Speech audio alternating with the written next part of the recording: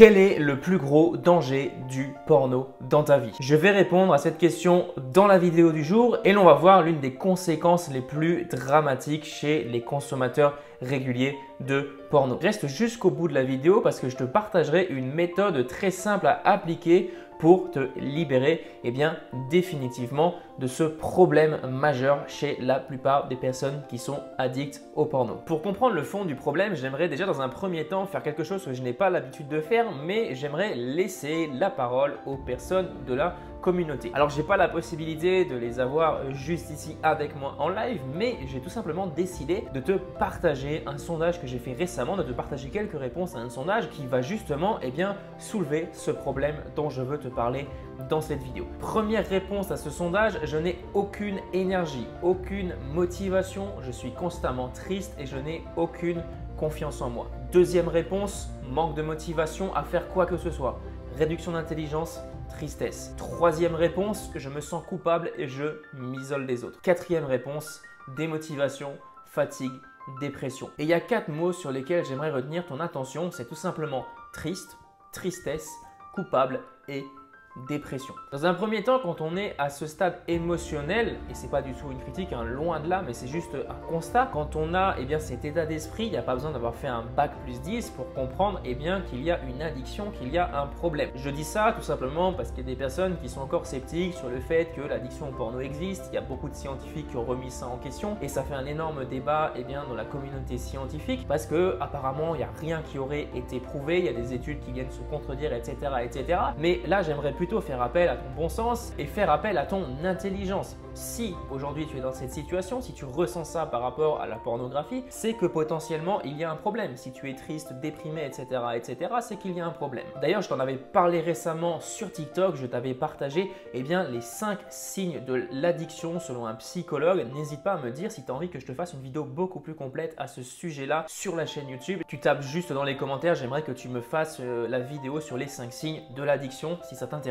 Au-delà de ce problème et pour reprendre les différents exemples que je t'ai partagés juste avant, tu l'as compris, le porno peut engendrer chez les consommateurs une profonde dépression. Et ça, c'est extrêmement dangereux. Pour reprendre une phrase que disait la psychologue, là je vais te le lire parce que je ne le connais pas par cœur, mais Pinkola Estes, l'addiction enlève sens à la vie. Cette absence de sens à la vie, c'est très souvent source d'angoisse, source de vide existentiel et voire même dans certains cas, comme je l'ai dit juste avant, source de déprime, voire même de dépression. Seul problème à ça, c'est que quand tu es dans ce genre de situation, on imagine tu es addict, ça te cause différents problèmes dans ta vie, ça t'enlève tout sens à ta vie, forcément, qu'est-ce que tu vas faire en tant qu'addict? Tu vas essayer de trouver une solution sur le court terme, une solution qui va t'enlever ce sentiment de malaise, ce sentiment de tristesse. Donc automatiquement, qu'est-ce que tu vas faire? Tu vas te rediriger vers ton addiction et ton addiction va de nouveau enlever encore plus de sens à ta vie. C'est un cercle vicieux, je t'en parle très souvent, je vais t'en parler très souvent sur la chaîne YouTube, mais c'est hyper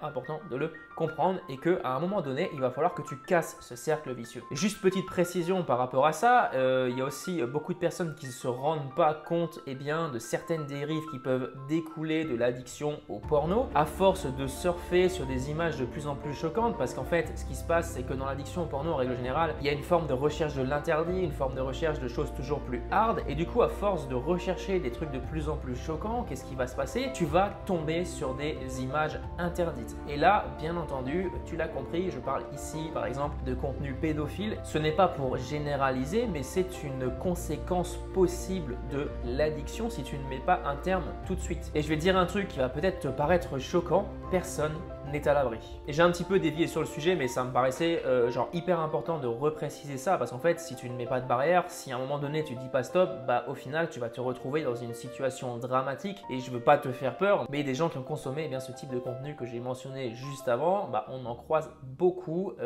dans les cours de justice. Pour sortir de ce cercle vicieux, il n'y a pas 36 solutions mais moi personnellement j'ai un truc qui m'a énormément mais alors énormément aidé à me sortir de cette déprime et de cette tristesse qui automatiquement me reconduisait à l'addiction, qui me rendait de nouveau triste, etc. Ce que j'ai mis en place, ça a radicalement changé ma vision de la vie. Le remède ultime à la dépression, selon moi, c'est apprendre à cultiver la gratitude. Je t'en parle souvent dans mes différents contenus, mais c'est selon moi le truc qui va t'aider le plus dans ton sevrage. La gratitude, c'est quoi? C'est tout simplement cette capacité à savoir apprécier les choses que tu as déjà. Au lieu de te concentrer sur les choses qui ne vont pas dans ta vie, au lieu de te concentrer sur le négatif dans ta vie, l'objectif, ça va être de te concentrer sur le positif et d'avoir de la gratitude, de remercier la vie pour ça, de remercier la vie pour ces challenges. Alors bien sûr, quelquefois, il y a des choses qui peuvent nous paraître négatives, mais il y a toujours un cadeau caché derrière les choses négatives qui nous arrivent. On imagine, je sais pas,